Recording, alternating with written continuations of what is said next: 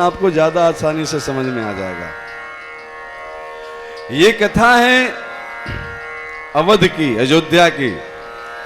जब भगवान राम लंका विजय के पश्चात उनका राज्याभिषेक हो चुका है, उनका नित्य का नियम था कि उनकी दरबार लगती थी, राम दरबार उसको कहते हैं, और उसमें हर कोई अपनी अपनी फरियाद लेकर के आता है और हर व्यक्ति की समस्या सुनी जाती है और उसका समाधान किया जाता है। जब दरबार से एक एक लोग चले जाते हैं तब लक्ष्मण भैया 3 बार आवाज लगाते हैं, दरबार बंद होने वाला है और कोई आज के फरियादी हो तो अपनी बात बताएं। जब कोई व्यक्ति शेष नहीं होता है तब भगवान राम का दरबार बंद होता है। एक दिन की घटना है, लक्ष्मण भैया 3 बार आवाज लगा चुके हैं, हॉल में कोई दिख नहीं रहा है। लखन भैया बोले, प्रभु अब तो आज के फरियादी कोई नहीं है, इसलिए आज दरबार बंद करें। भगवान राम बोले, बेटा थोड़ा गेट से बाहर तक देख ले, शायद कोई हो। अब लक्ष्मण यानी जीवाचार्य हैं, समर्पण का प्रतीक है, वो समझ गए कि अगर मर्यादा पुरुषोत्तम राम बोल रहे हैं कि दोबारा जाके देखो तो कुछ तो इसमें रहस्य है। तो बहुत बारीकी से लखन भैया देखते देखते बाहर तक गए। दरबार के बाहर जैसे ही निकले तो देखे कि एक कुत्ता घायल अवस्था में पड़ा करा रहा है। लक्ष्मण भैया बोले कि आप यहाँ क्यों बैठे हो? वो बोला, हमें भी कुछ भगवान के चरणों में अपनी समस्या निवेदित करना है, हमें भी न्याय चाहिए, हम भी न्याय मांगने आए हैं। लक्ष्मण भैया बोले कि न्याय मांगने आए हो तो चलो भगवान के पास। वो कुत्ता बोलता है कि प्रभु हम अछूत योनि के जीव हैं, अपनी मर्यादा को हम भंग नहीं कर सकते हैं, हम राम के नजदीक जाने के अधिकारी नहीं हैं, इसलिए तेरे दर तक आना मेरा काम था, मेरी बिगड़ी बनाना तेरा काम है।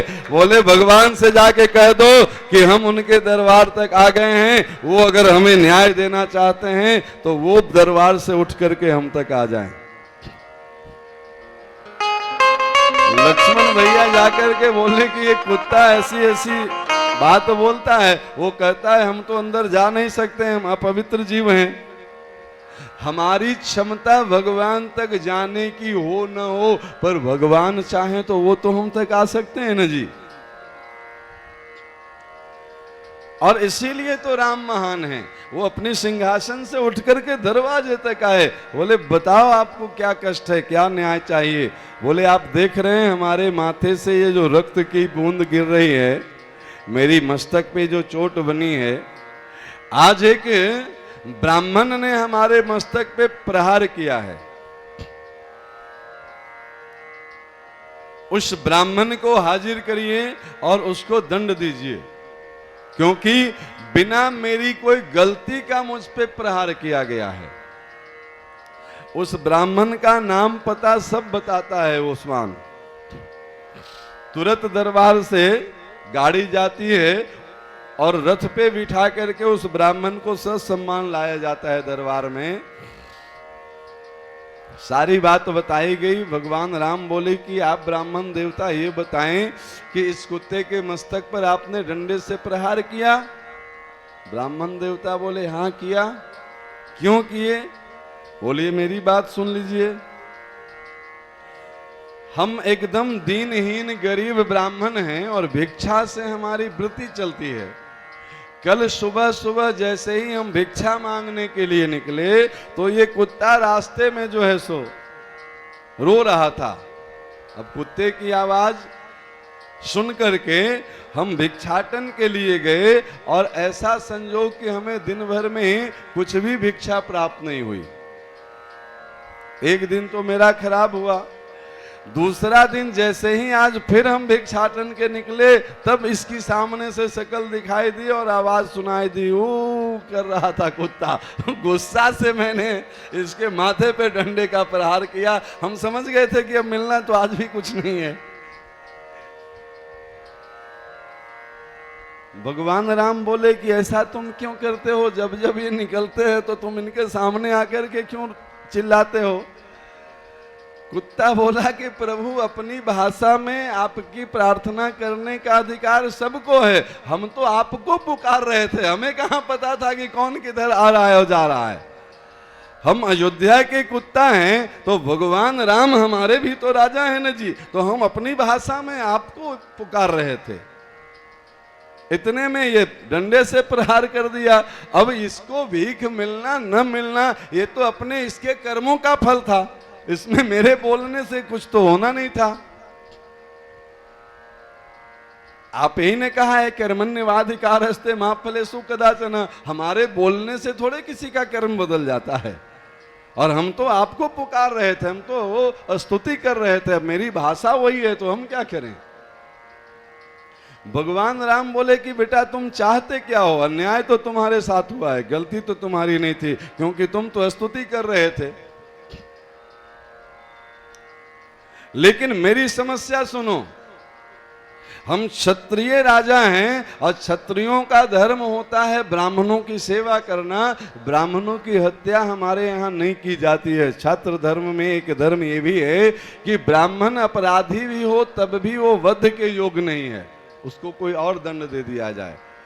दूत को मृत्युदंड नहीं दी जाती है। इसीलिए तो जब हनुमान जी को वो मृत्युदंड दे रहा था रावण, तो विभीषण आ गए, बोले नीति विरोध न मारिए दूता, आन दंड कछ करो गोसाई। ये सब नीति है। युद्ध की भी पहले नीति होती थी। सूर्यास्त हो गया तो युद्ध विराम का शंख बज गया तो धनुष पे चढ़ा हुआ बाण भी उतर जाएगा, अब ये बाण नहीं चलेगा। फिर जब कल युद्ध का शंख बजेगा तब लड़ाई होगी, ऐसे नहीं कि जब मन तब भिड़ जाना है।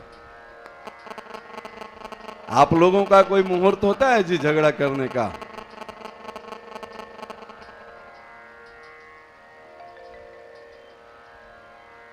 भगवान राम बोले कि हम क्षत्रिय हैं और हमारा धर्म ये कहता है कि ब्राह्मण को मृत्यु दंड तो नहीं दिया जा सकता है, पर तुम्हारे साथ न्याय भी तो करना है। इसलिए हम चाहते हैं कि अपराध तुम्हारा हुआ है तो दंड भी तुम ही दो इस ब्राह्मण को। तुम क्या चाहते हो, इसको क्या दंड दिया जाए? अब उस कुत्ते ने उस ब्राह्मण को जो दंड दिया वो सुनिए ध्यान से। वो कुत्ता कहता है कि इस ब्राह्मण देवता को कालिंजर मठ का महंत बना दीजिए और यहां से इनको हाथी पे गाजे बाजे के साथ भेजिए। आज भी कालिंजर मठ है चित्रकूट में, उस जमाने में सबसे समृद्धशाली मठ हुआ करता था। वो भी क्यों न, राम के राज्य में क्या कमी थी, वो शिव की आराधना स्थली है। अब जितने लोग जो सभा में बैठे थे, आपको समझ में आया ये दंड क्या है? किसी अपराधी को ये दंड दीजिए कि उसको इस मठ का महंत बना दीजिए और यहां से गाजे बाजे के साथ चवर डुलाते हुए हाथी पे बिठा के भेजिए। भगवान राम बोले कि बात तुम्हारी हमें कुछ समझ में नहीं आई, ये दंड है कि इसके लिए उपहार है? और जैसे ही कुत्ता बोला ना कि इनको कालिंजर मठ का महंत बना दीजिए, हाथी पे बिठा के गाजे बाजे के साथ चवर डुलाते हुए पहुंचाइए, वो ब्राह्मण देवता तो खुश हो गए। बोले वाह रे कुत्ता, हमें कहाँ पता था कि मेरा किस्मत तुम्ही से बदलेगा, पता होता तो 2-4 डंडा पहले ही लगा देते, हम बेकार इतने दिन से भीख मांग रहे थे। नहीं, तुम्हें डंडा मारने से अगर हम महंत बनते तो ये डंडा तुम्हें हम कब का लगा गए होते। भगवान राम बोले बेटा बात कुछ समझ में नहीं आ रही है, तुम दंड दे रहे हो कि उपहार दे रहे हो? कुत्ता बोला कि प्रभु दिखने में तो ये उपहार है, पर ये है सबसे बड़ा दंड, इससे बड़ा कोई दंड इसके लिए नहीं हो सकता है। भगवान राम बोले कि बेटा थोड़ी क्लियर करो बात क्या है। तब वो कुत्ता कहता है कि प्रभु, इस योनि के पहले हम उसी कालिंजर मठ के महंत थे। हम क्या करते थे कि शिव जी के अभिषेक के लिए दूध दही घी आता था, उनकी आरती के लिए घी आता था, तो जितना उपयोग होता था उतना तो हम पूजा पाठ में खूब बढ़िया से लगा देते थे। उसके बाद जो देव अंश था वो हम खा जाते थे, और देव अंश खाने का परिणाम यह हुआ कि हमें इस जन्म में कुत्ता बनना पड़ा। हम उस समय ब्रह्मवेता ब्राह्मण थे, षडांग वेद के विद्वान थे, निष्ठा पूर्वक पूजा भी करते थे। धोखे से बचा हुआ देव अंश खाने का परिणाम ये हुआ, तो ये तो इतना अहंकारी अभिमानी ब्राह्मण है, ये तो न जाने कौन कौन सा अंश खाएगा मंदिर में रह करके, और हमें पता है इसका अगला जोनी क्या होने वाला है। हम चाहते हैं कि जो सजा हमें मिला है, जब वही दर्द इसको मिलेगा ना, तब इसको समझ में आएगा कि किसी को डंडा मारने का परिणाम क्या होता है। प्यारे, ये कथा आपको ताली बजाने के लिए थोड़े सुनाए हैं, ये कथा इसलिए सुनाए हैं कि देव अंश खाने का परिणाम क्या होता है। देव अंश कहते